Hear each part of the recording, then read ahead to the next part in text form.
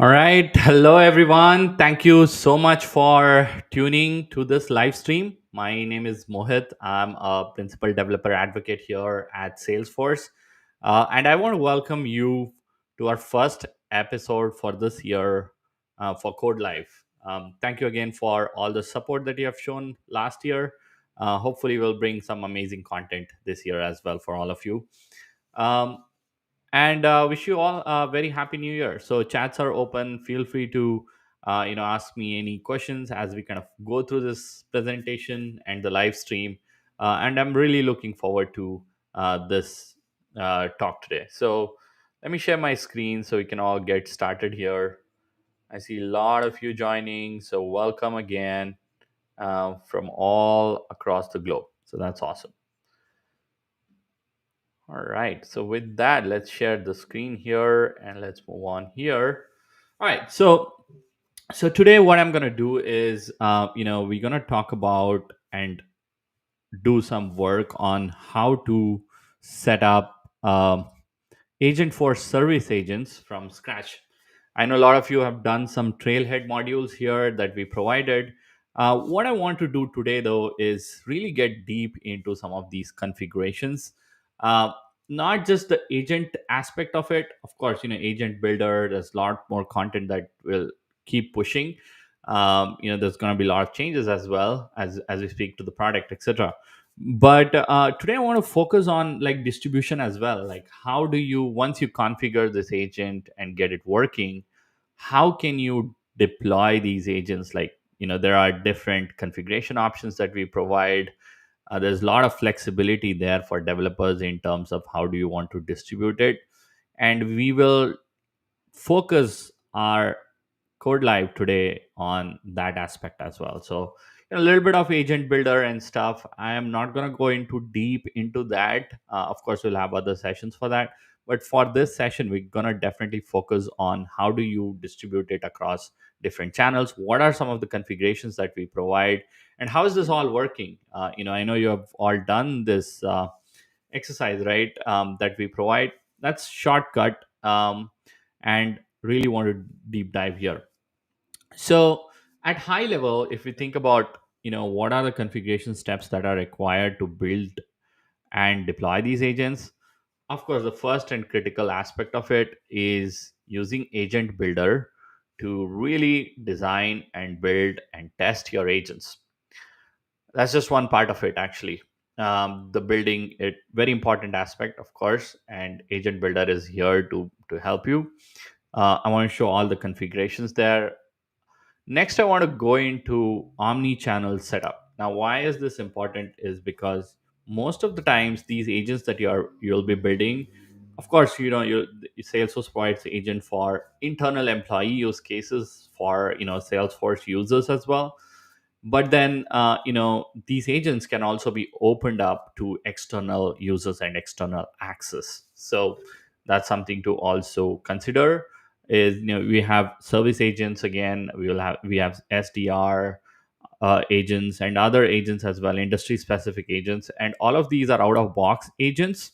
But then we also give you capability to customize them based on your business need. And also this agent builder allows you to create your own agents as well from the scratch using this low code tools that we have. But when you distribute them, you basically integrate with the messaging of omni-channel. So there's a lot of omni-channel steps that are involved there to set it up, and I want to focus my time there as well. And then the channel settings. So today when you distribute these agents, right, you can distribute it through, of course, our experience cloud builder or experience builder or experience cloud sites as well. But then there are other ways to distribute as well, like other web applications that you might have, or through some of these standard social media applications, messaging apps like WhatsApp or Apple Messaging. So all of those is also possible. So I want to give configurations for that and show you where you can configure them. Most importantly, you can bring your own channel as well. So that is another aspect. We are not going to again deep dive into all of these. We're going to see what are these configurations options that we have. My job today is like get you all the details that you want, all the details about the settings, like specifically focusing on why and how, like why these settings are there, what you can do with it, and how to configure it. And then of course, we can deep dive in other sessions, in future sessions as well on all of these. And then deployments, of course, right? Like what are the aspects of the deployment, what are the flexibility that this platform provides. So all of these details. So I'm really excited to start. Somebody is asking, can we explain function for flow with the help of Agentforce? I'll try my best here. This session is primarily focused on like all the settings that we have, and I'm not gonna get into the nitty gritty details of like how do you build instructions and actions. I'll try to do my best in this 5-10 minutes of time that I'll cover the first section for. And let's keep moving here. All right, so let's actually get into the first one, which is designing, building, and testing your agent in Agent Builder. So let's actually get into that. So let me see if I can pull up my org today. So again, orgs, I would say the best way to get access is look for Coral Cloud Sample App on Google, and then you'll find these GitHub here, where you can go through this application, and this actually links you to a Trailhead module called Explore the Sample App.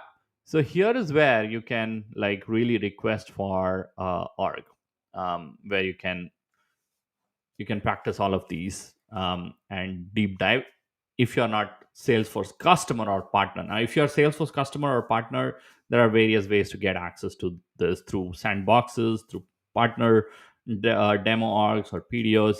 So there are a lot of ways to get access to the orgs. But if you are someone who's just exploring on your own, not linked to any company or so, if you're an independent contractor or something, go through this module so you can request for a Salesforce org that has all of the licenses available for you to experiment with our product. So I already have an org, and once you have all the licenses kind of turned on, right, of course you will need to turn on Einstein before you kind of start. So that is the first thing you will do, is turn on Einstein. You can see how the trust layer configuration plays a big role here, so you can definitely configure that, and then configure where do you want to collect all the Einstein data, right? So for analytics and prompt adjustment, LLM training, retraining, etc. So again, go to that Einstein data collection and configure it. What I want to do though is, so that's the first thing, right? So the next other thing that you will do, and this is going to change actually, is agent setup. So you go to agents actually, and basically you'll enable agents as well. So it is called Einstein Copilot for Salesforce that you'll enable. This is also going to change to agent, and this is where you will, if you have the right licenses and stuff, will start building agents.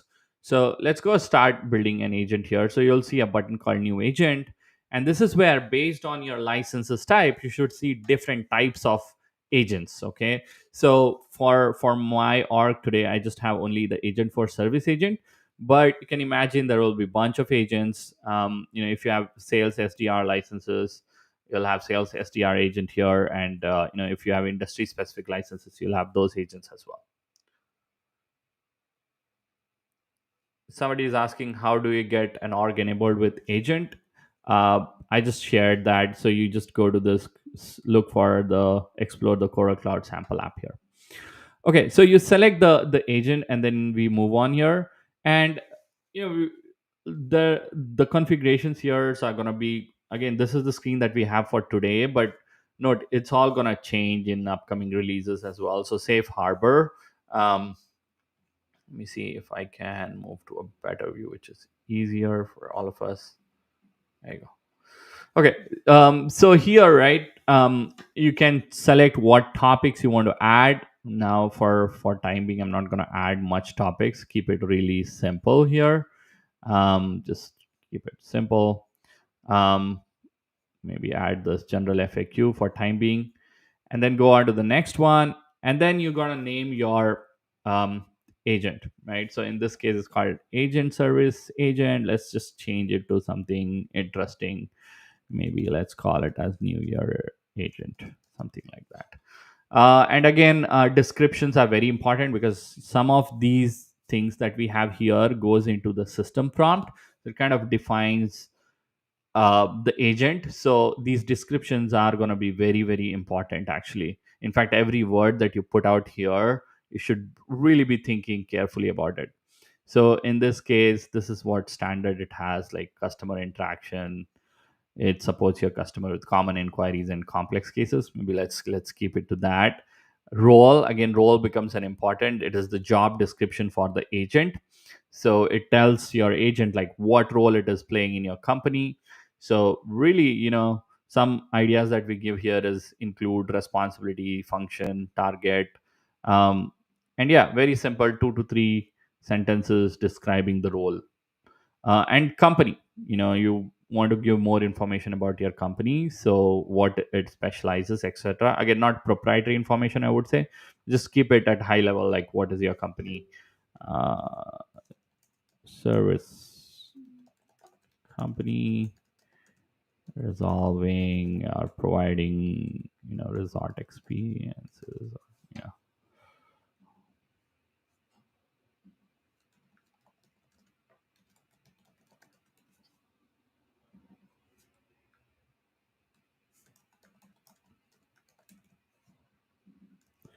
And then agent user, so this is very important actually. So why is it important is because any interaction that this agent does, it does as this user, and it has a specific license attached to it, and of course a specific profile and a permission set. So really important here to understand this is like any interaction that happens in this context of the user.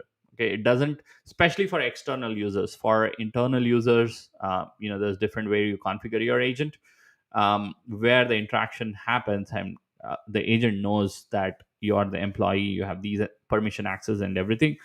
This one in particular, right, it's very important to understand like all the agent interaction happens as one single agent user. So you need that. So we're going to say just go ahead and create a new agent user here. Say new, and then you can provide a library of information that you want your agent to have. So, or this can also be thought as the knowledge that you want your agents to have. So this could be a PDF file. Let's say you have policies in PDF file, so you can create a library out of this. Um, I have already a library. I'm just gonna provide that, and this library has all of, at least it has some policies at this point, that I created. But this could also be knowledge articles. So you can create your own, like let's say data library. Again, I'm not going to get into deep into it, but you can see you can have a knowledge article, or you can upload a file, and you can ground with that data, so the agent knows about that, and this is what it will use. So what happens is behind the scenes we create a vector databases to index all that information in a vector store. So with all the embeddings there, so next time when you're asking a question, we are able to reference that particular piece of document. So with all of that, you then say create the agent, and this creates the agent and lands you into the agent experience. So here, like New Year agent, as you can see, has a general FAQ, right? Uh, so here is where it gets really interesting, and I want to spend like another maybe 5 minutes explaining you all the things that goes into configuring this agent. So once you have agent, you have to assign a topic. Okay, so you can add it from the asset library. So you can see we have some pre-built libraries, and these libraries, I mean, these topics are gonna it's gonna keep growing and expanding. And based on that, you can either add it from this asset library, or you can create one yourself. Okay, so when you create a topic, in this case this general FAQ topic that we just created, you will need to put topic labels and classification description. Okay, so that's the first thing that you do. Is based on what you want your agent to do, you will come up with topics. Okay, so think of topics as containers. Okay, containers which are set of actions.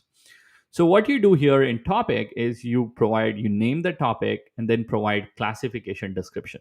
This is very important because this is the description that our agent uses to categorize your prompt into one of these topics. Okay, so for example, if you have a general FAQ, and let's say I add another topic, for example, let's say um, escalations, order inquiries, something like that. So if I add these topics, if I have a question related to the order, the agent is going to pick this topic, order inquiry topic, to begin with. Okay, so that is how, like, for example, if I say, tell me more about why my order is not delivered, for example, delivered, look what happens. So, and this is the planner where you can actually debug all of these things. So if you see, right, of course, it's telling me to provide more details based on the instructions. But if you look at what did it do, it actually selected that order inquiries topic out of these three topics that we had. And how is that working? It's based on the descriptions or the classification description that you add in here. So for example, here we say order inquiries, right? So here order inquiries, based on this descriptions, it's able to identify that, okay, this is the topic that this user is talking about. And then the topic will also have scope. Now we want this agent to be really focused, right? So you're going to tell your agent, like, hey, once you are within the topic, right, what is your scope? Like, what are the things that you need to handle, right? So this tells an agent what is able to do within this topic. So within this topic, what are the things you can do, right? So agent needs to have that knowledge. So that is what you need as scope. And then every topic has a bunch of actions. So you can see these are all the actions. Okay, so these actions, again, I'm not going to go into detail here because there are other things that we need to cover. But I'm going to get into like key points. So actions are built using flows, um, Apex, and also prompt templates. Okay, and what you do is, let's say you're building an action. Like, for example, this is an action, right? Get order by order number. So the way you design the actions is, first you think about the query that the user will put into. So you'll anticipate, or you'll expect that, okay, this agent, this is the prompt or the utterance that the user will put into the prompt, right? So, and based on that, you say, okay, if the user puts this prompt, and let's say this is one of the actions that's going to happen because of this prompt, what are some of the inputs that the user will put in that conversational uh, request?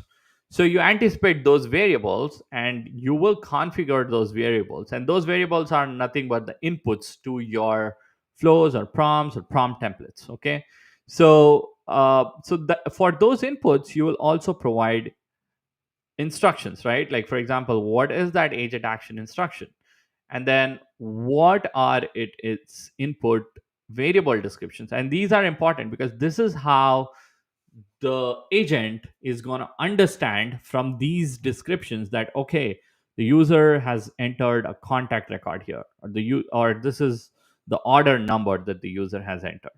So, LLMs are smart enough to do that, okay, and they do it based on these descriptions. So that is very important to have these descriptions. Now if you look at this one, right, this is actually coming from flow. So this is a flow action, basically get order number, and it's a very simple flow. But what is important to understand is if you look at their variables like order details here, for example, it has, it's configured as available for output. So this is the detail, but this is the input order number, right? So this is the input. So this is the input, but it has a description, as you can see here, and this is what goes into the action description, okay? And as a best practice, what I recommend is you think about these variables and these descriptions really carefully, and every detail about this variable and this action and any dependency you have for this action on other actions as well, everything should go into these action descriptions, okay? Instructions, there are many types of instructions, right, that you will see here. So one is the action descriptions, right? So your action descriptions can be very detailed, so be very detailed here, be very specific on inputs and outputs as well, so your planner is able to understand clearly the query, okay? And then we have, so this is action and action description, okay? So once you have the action and the action description, if we go back to our builder here, let's just go back to the builder and the topic, and then we have instructions here, okay? Instruction, these are topic instructions, okay? The difference between action descriptions that I just showed and the topic descriptions is action descriptions are meant for how an agent is going to do these actions, right? That is, so let's take a pause here. So action descriptions are all about once the agent identifies the action, how is it going to process the action, what are its dependencies, all of that should be there in the action description. Topic instructions, okay, they tell agent how to orchestrate these actions. So these 5 actions that we have, okay, how does it has to orchestrate, okay? Now important thing to note is when you write instructions, right, start with very minimal instructions, right?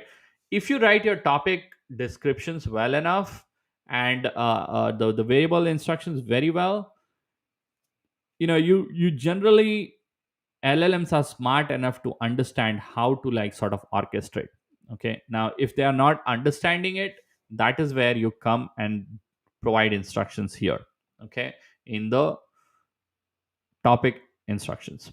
Okay. And what I would recommend is start with very minimal instructions. Okay. If you start with like lots of instruction, LLMs are not finite state machines. They are not finite state machines.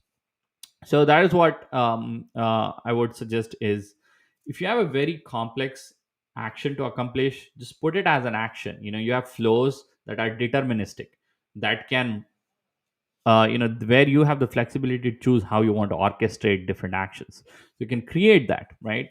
And then guide it with minimal amount of instructions. So that is very important. And in terms of like one instruction versus multiple instructions, I don't think there is any best practices around like you shouldn't have multiple instructions.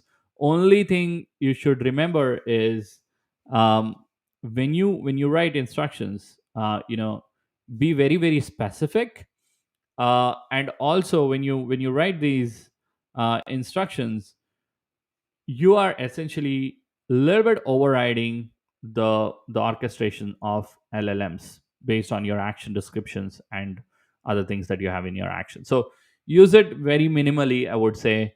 And if it gets complex, I would rather just use prompt template as an action. If you're using a lot of LLMs capability to reason things, then I would just use a prompt template and create that as an action. Okay. So those are important details. And in terms of if you are like orchestrating a big flow or a big process or a very complex process with lots of if else and stuff like that, right, remember that LLMs have context window. So and they have a man in the middle problem, which means if usually the instruction, if it gets complex, some of the details are lost because LLMs are not 100% they don't reason at this point, right? So the best way to deal with it is have an action that can hold your state. Okay, so anything that you want to hold, you should use actions. Like you can have a flow that can function as a finite state machine, and it can hold these actions, these state variables, and whenever you want to run, just run these actions. Okay, so so these are some of the best practices.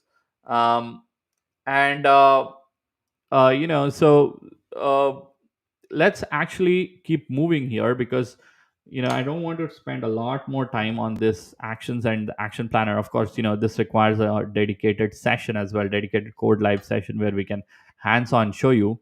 But let's imagine we have this agent for time being, this new year agent, and I just activate this agent.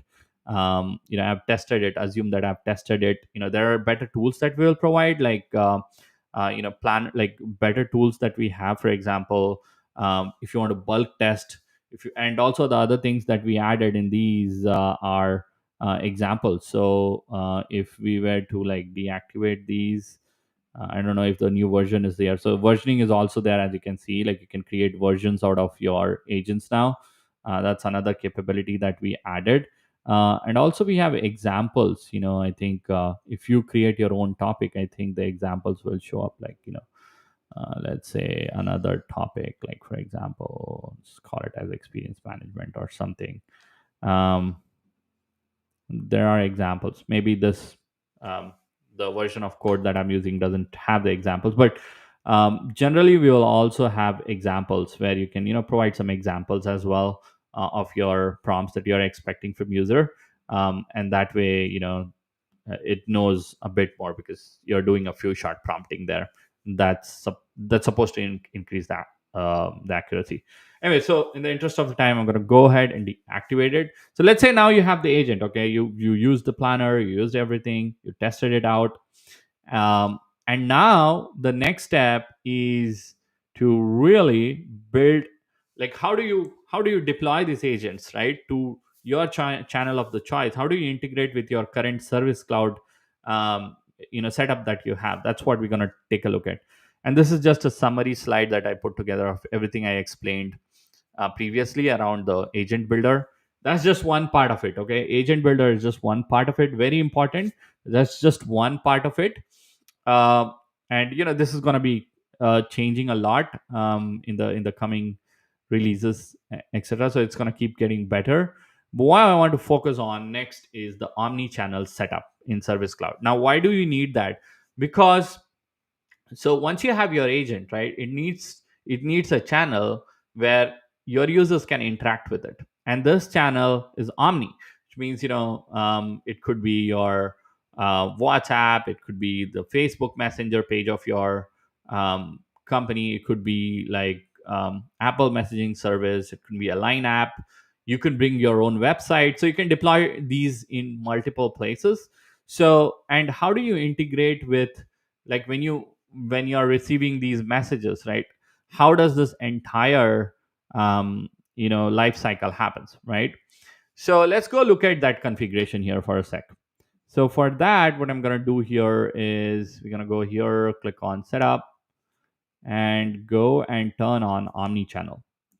And if you have, in Trailhead orgs, these things are already kind of set up for you. So you're not doing a lot of these things yourself, because that module, we really want to see that, really want you to get to the speed and see the results really quickly. But, there's a lot of settings that are involved. And everything is documented in our docs. And also, if you actually go to our developer here, and if you go to Agent Workshop, these are some of the workshop content that we do. I'm just going to put that into the chat here. So here, right, when we go here, we look at service agents. Here we have all the configuration steps and all the details that are required, and it just walks you step by step. Uh, I feel like there are still steps here that require some more explanations, like why we need to do this, and that's why I'm going to focus more for the next half an hour on this one. Okay, so the thing is, you need omni-channel enabled. So you need to enable the omni-channel. That is important for the agent.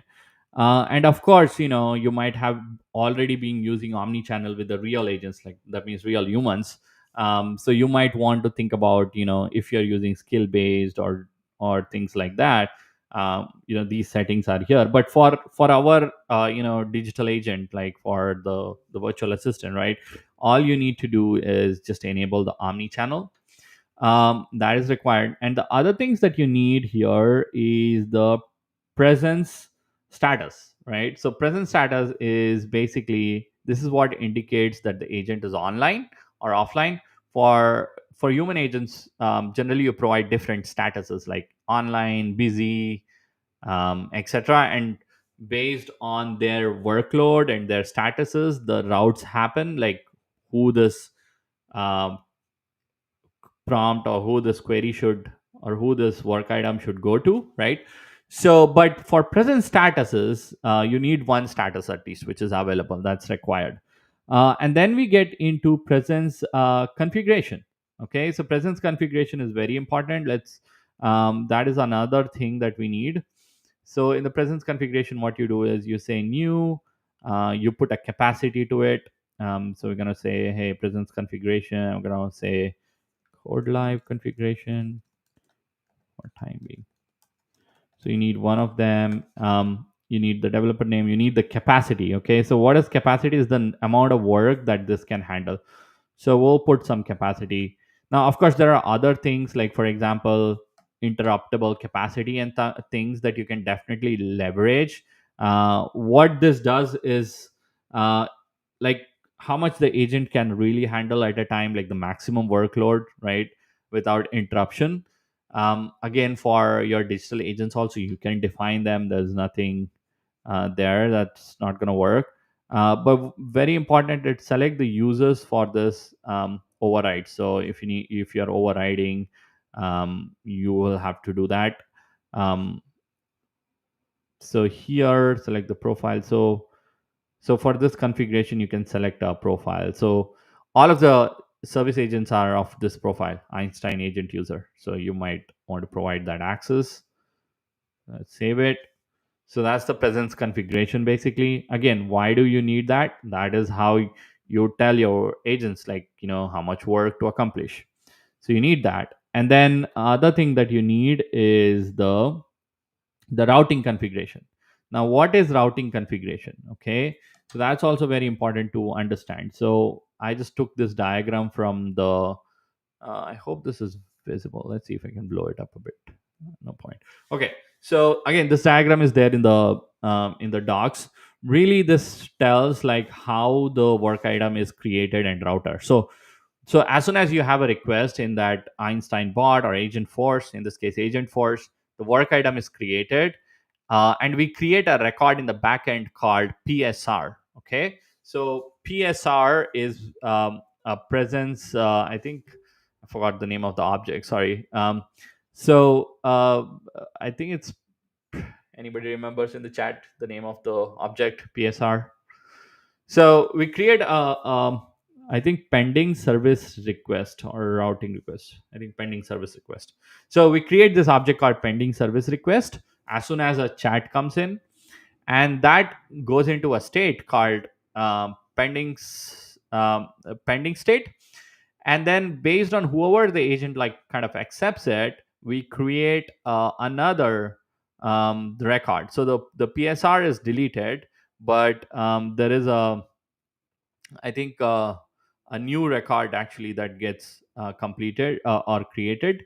And all of these details again is there in the documentation. Pending service routing. Yeah, thank you, Srinivas here.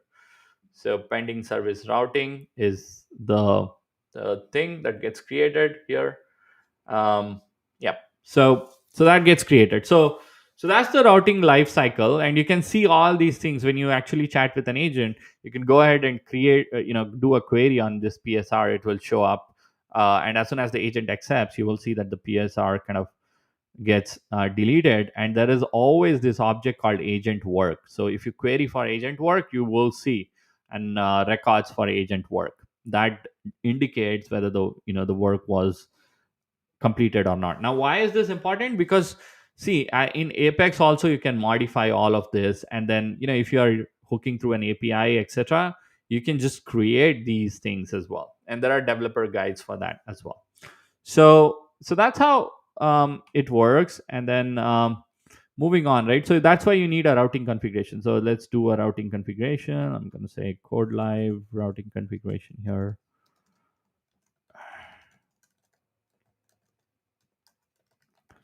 Put a developer name, and here you need so if overflow happens, it will require a queue. So we might have a queue here. Is there a queue? Okay, let's see what queue I have. We need a queue. You need a queue because if overflow happens for those requests, we can assign it to a queue, and then the human agents can pick up. So we can create a queue if you want. Let's create a queue. We could have used one that was already there, but that's fine. Yeah, and then it will tell which object you are doing. This will be always messaging session, okay, for digital agents. And then queue members, you can add queue members, for fallback queue. It could be group or a member. Then we can associate this with this queue. Go here. There you go. It already appears. Routing priority. So which order the work items are routed to the agents, and the routing model. So again, these are there because again, look into these three different types of models that we have. So most available routes to the agent with the most open capacity. Okay. So in this case, I don't think we have to worry much about these models, because once you say it's a digital agent, right? Um, it's there already available. But let's say you are like having both of these, like human agents and the digital agents both exist. Then this is one of the settings that you will need to be mindful of when you configure, because then you want to see how do you want to associate that, right? Which one you want to give preference. So unit of capacity, again, it can be in percentage capacity, or it can be um, in the capacity. So just gonna use one here for time being. um, so now that you have the routing config, um, you can associate. Why is it telling that there is? Okay, that sounds, looks like okay. Okay, so overflow assignee. Okay, so the overflow assignee was a queue, right? Did we assign a queue here? Thought we did. I think we did. Okay, cool. So now that we have the routing configurations and the present status, right? So yeah. So now that we have these things going on here, next thing we need, and this is all, I think this is all is required for Omni-Channel. I don't think there's any setting that I'm missing. Oh, there is another thing that we need to do, which is assigning these presence configurations to a permission set. I think that is also important. You need to be able to assign these presence configuration to users, otherwise it will not work. That's That should be simple. You just find the user for your agent. In this case, our agent was Einstein Service Agent, this guy. So we can assign these agents the the presence, or you can even assign it to one of the permission set that it already has. So let's see. Yeah, yeah, you can assign it to one of these permission sets. Let's see. Let's see if they allow us to edit these. I don't think we can. So there are standard permissions that they don't allow us to do that, right? So you always need to clone one of them. I think we have this Coral Cloud agent that I can assign to. Okay. Okay, that's a different license. Just give me a sec here. I have multiple licenses here set up going on. Let's see, I think it's called this one probably. Let's type this one. There you go. Okay, so and then I can go and assign that presence configurations to this one. So we go here, look for presence configuration. Yeah, okay. So the service is assigned. Okay. So that service assigned, it should be assigned to that. Yeah, so you need that. Again, all of these steps are here in this hands-on workshop guide. I think I shared with you. So let's go ahead and look at it. So if you go here, right, configure service deployment, that's all we do here. It's like make sure that you assign Coral Cloud Service Agent permission set, and within that permission set, you assign the presence status, and you do the presence configuration. All right, so that is omni-channel setup. So the next thing that we want to do here is the message channel settings. Okay, so message channel settings. What is important to understand is it really allows you to customize the experience and the channel for the message delivery. Okay, so when you request a configuration, like for example in the message channel settings, you can add a pre-chat, you can add messaging parameters, like if you want to send additional parameters from your websites or other things, and then you send all of them to the flow definition, right? And then the flow of course has access to all the Salesforce, and then you route back to the agent. Okay, I just shared the guide there in the channel, or you can go to the developer um, URL here. Let me show you the guide that I just shared. Okay, so here, right, so in the message channel settings, again you have all of these configurations. So let's actually go look at message channel settings, and I have other developer advocate who is going to walk you through these two steps in the next code live, and show you a real world example of how to work with these settings. But what I want to show you here is the messaging settings. Okay, so you go to the messaging settings here and make sure you have the message settings on, and you're going to create a new channel here. And let's create a new channel. Now what is important to understand is when you're adding a channel, there are different channels here that these agents can operate on. Like it can be a WhatsApp, it can be SMS text, it can be Facebook, Apple, Line, or it could be a messaging in app and web app. Okay, so what is so this is in for short we call this meow. Okay, MIAW, meow. That's interesting. In our documentation too, you will see that referring meow as like MIAW. Okay, so here you get to choose your messaging channel. Okay, so you can choose like WhatsApp, or you can choose like SMS or Facebook or Apple messaging or Line, whatever works for you. I'm going to choose messaging for in-app. So if you're working, if you have a mobile app or your own web app or Salesforce Experience Cloud, then we choose this. Okay, so here in this case, let's put some channel name. I'm going to say developer code live is our channel. That's okay. um, that's our channel for today. So it requires a channel name, and then you can save that. Okay, now very important thing to understand here, there are some settings here that requires its own callout. So for example, this one is where, so how is this working is this is a basically a whole new layer called messaging in app that happens. And really what happens here is you can do your own user verification as well. So you can add your own user verification, and if you do that, there is a whole new development where you can bring in your, like let's say you can bring in your own channels, you can bring in your own JSON based verification with web keys and web secrets. Again, I'm not going to go deep, of course, this is like its own session on its own. But if you go and look for messaging in-app uh, and web Salesforce, developer docs, you will find a lot of developer docs on them.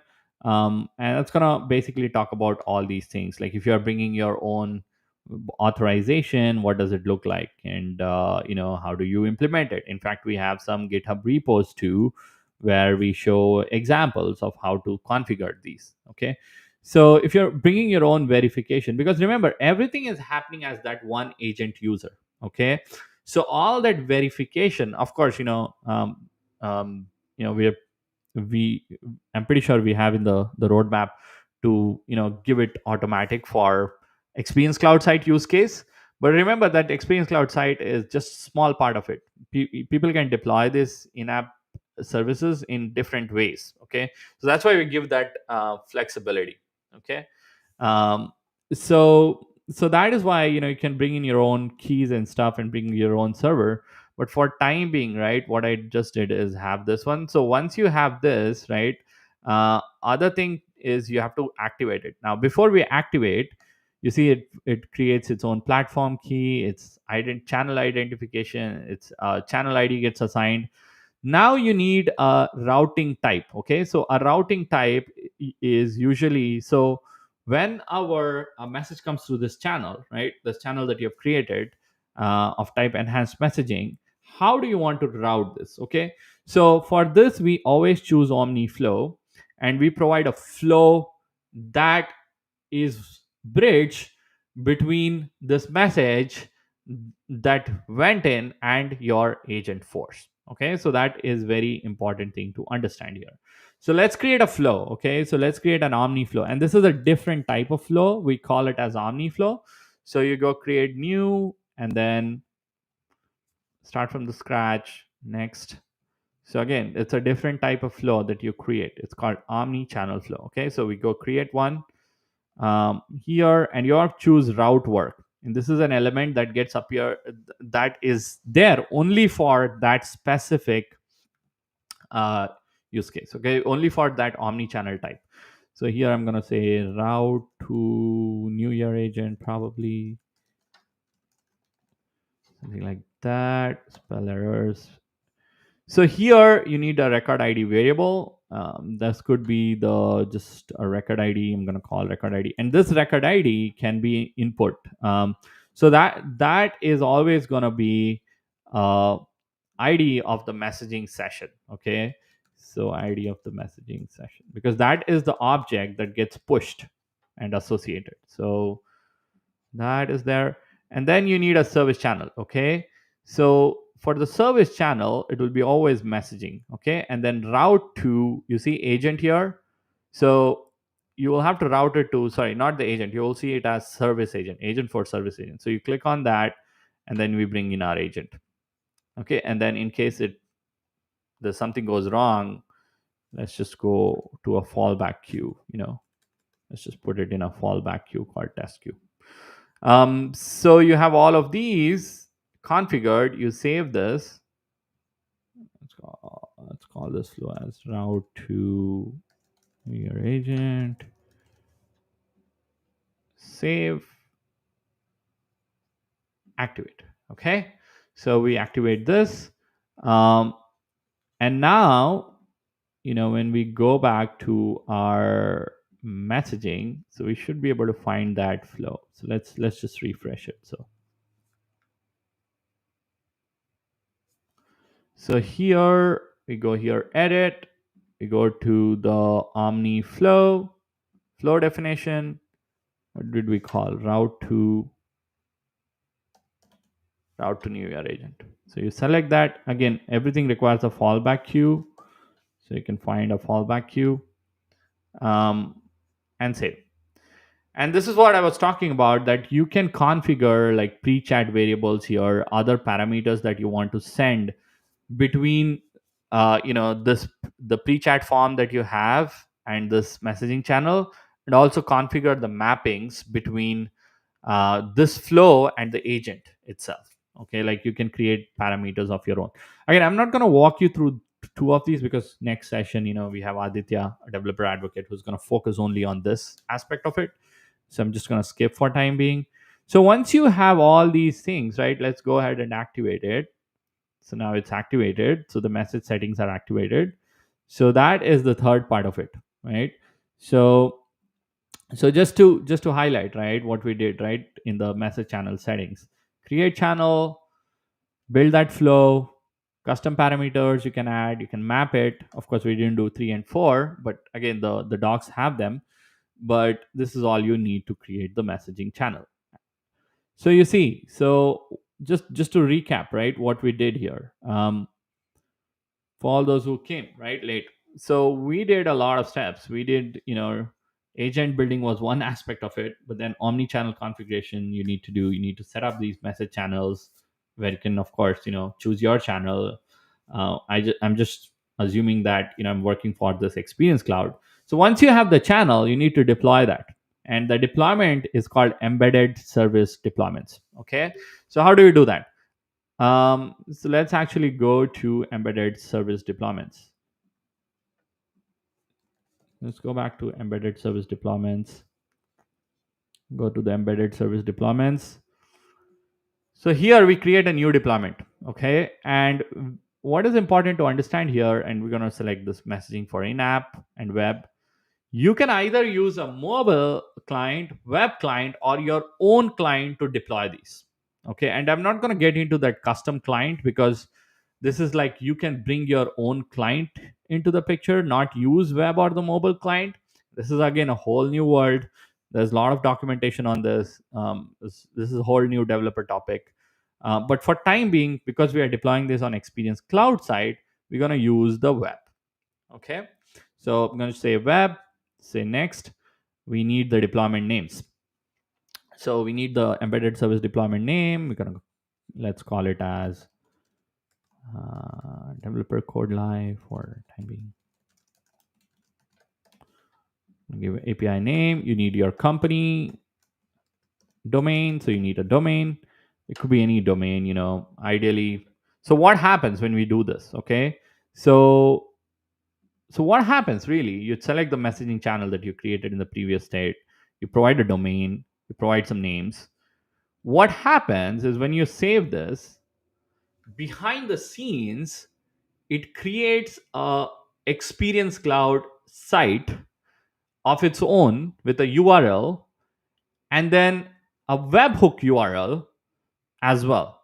So it creates these URLs behind the scenes. So behind the scenes is actually setting up an endpoint for us. And then you will see that I'll show you. So there's going to be a new endpoint that's going to be created. And then there's going to be an SCRT URL that is going to be associated with that. That is conversational service URL that we have. So the way this works is it has two different endpoints. Okay, so now I'm going to go here and say publish. Let's publish this. It's going to take some time to publish. But meanwhile, I can show you what happened. So as it is publishing, let's actually go to the experience sites. Go to all sites. So you see this one just got created. This is I think this is the one, the developer codeLive. This one, this got created automatically from that thing. And what it has, so if we look at, like, what are the things that this um, codeLive has, it's just an site for, you see, it's site for messaging for web app deployment. So there's this is a site that gets automatically created because this is that dedicated endpoint that is talking to your agent when the agent gets launched from that site, from your site or from Experience Cloud site, whatever it is. So that gets created, and then if you actually go into the let's activate this. So I think it's published probably. But if you go to the, let's say, if you want to install this, or if you want to, like, put this. So for Experience Cloud, we have automated a lot of these things. You will see there's a component that you just drag and drop. So there's not a lot you do. But let's imagine that you're putting this agent on your website. In that case, we give you this code snippet that you have to put as a JavaScript. But you will see this endpoint, right? This is what got created in that Experience Cloud site, and this is Experience Cloud site. Okay. And then there is SCRT2 URL with this domain, scrt.com domain, because this is that service conversational interface domain that is required for running all the conversational services. And again, this endpoint itself has all different REST APIs. If you just Google here for a sec, like if you just say, the to our I don't think we use SCRT that common. Maybe we use messaging in web app APIs, right? Of course, Salesforce. So you have a whole new API reference guide where it tells you how to interact with that endpoint. Okay. And what we have done is we have automated a lot of these things behind the scenes for you for experience site consumption. Okay. So this becomes very simple. Now, if I go to my Experience Cloud site, right? So let's actually go to the Experience Cloud here. Let's go to all sites. Um, so let's go to the actual site where we are deploying. Let's say we are deploying onto our own Experience Cloud site in this case, right? So what we do for that is we give you a component, so you don't have to write all this JavaScript code and whatnot, right? So we simply drag and drop that messaging component, like as you can see, and I can choose that codeLive here. Okay. And you can see, I can configure certain things here, and then we just go ahead and publish that. So go ahead and publish it. So we got it. So now if we just preview this website, and then if we just launch this, it's going to take some time. um, First time it just takes some time. So you see now your new agent is live, right, on this. And again, it's very, we have simplified it because a lot of the APIs and stuff we have ourselves, like Salesforce itself has consumed it and big the services on top of it, like the ones that you see. So it's easier for you to just drag and drop and configure things like that. But it's so flexible as well because everything is exposed as APIs. In fact, you can build your own mobile app and stuff. We have SDKs too. So if you just actually Google for messaging in-app SDKs.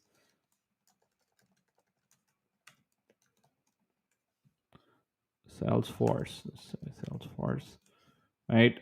So you will see a developer center dedicated to it. So where we have the SDKs and the app guide, and also show how to work when you are using mobile client or web client, or if you're building your own client too, by bringing your own. So there's a whole new world there as well to explore. Um, so and of course we're going to simplify this much with agent specific APIs, etc. That's coming. um, but here's things that we can do in embedded service deployments, like deploy your service including bringing your own channel and your own user verification. Other things that I forgot is, to make this work you need to also whitelist certain things, security things. So for example, you need a course. Course is cross origin resource sharing. So with that, you allow the JavaScript code to run in a web browser from other domain. Okay. So here you have to whitelist this site.com there.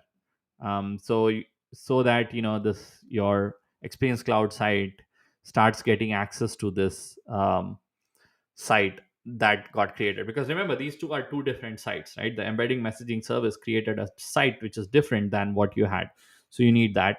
And then you also need a trusted URL for your CSP.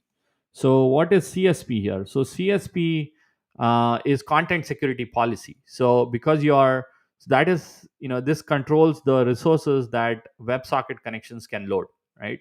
By We are secure by default. That means we don't allow any other domain.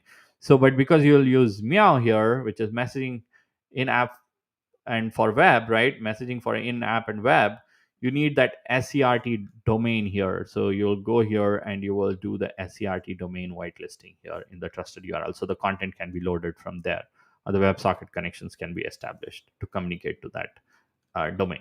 So these two are the things that you will also need. And then of course I talked about SDKs and APIs. Okay. So hopefully you understood at high level these are the steps, right? I mean, of course building agents is a whole new world. I understand there's a lot of education that is required there.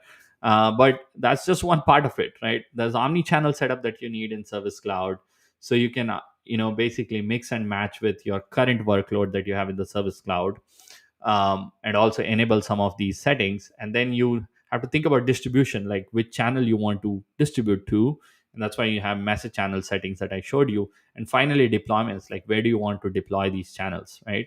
So you have embedded service deployments for that, where you can deploy it to, mobile app, your experience cloud site, your own site, or your own apps that you're building, or it could be like, um, your own thing, like you're building your own APIs and stuff on top of it using our SDKs. So that.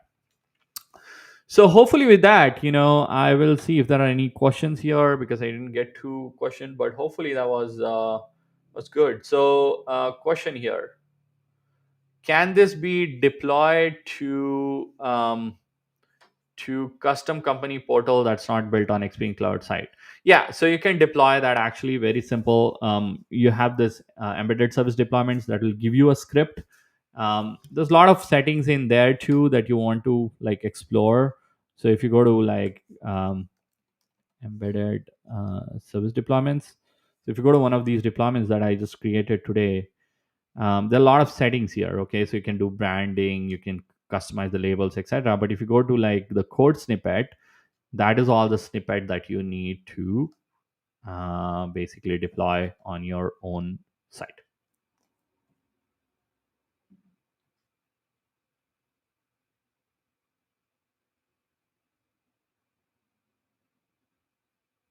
Okay, so somebody is asking like they followed all, but it might be a cache, or the other thing to do is make sure you have selected the. Somebody is saying their configuration is not working. Um, I would say double check these embedding messaging component that you have. So if you go here, let's look for embedding messaging session component. So make sure that you have selected the right embedded web deployment here. We have option to select multiple, and then it has it picks the right one. So hopefully that helps.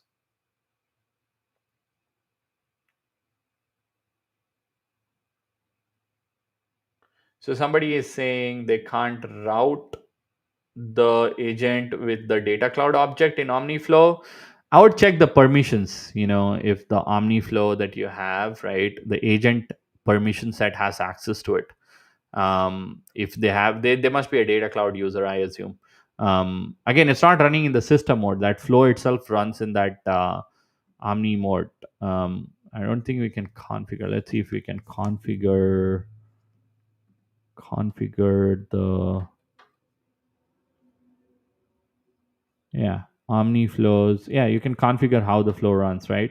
So usually it is in the user mode, but if you go choose system context, maybe it will work, but then you have to be really careful. And the other thing that I wanted to mention is anytime you're building actions for these agents, just be careful on what it is exposing, okay, with what permissions, etc., because you really want to be restricting it to not use any or not provide any data that it shouldn't have access to. So always run it in user mode as a best practice. Okay, so with that, I hope this session was useful. We'll have the recordings there for all of you, and hopefully it was detailed and useful to all of you here. And I hope to see you on the next one here. So thank you again for joining.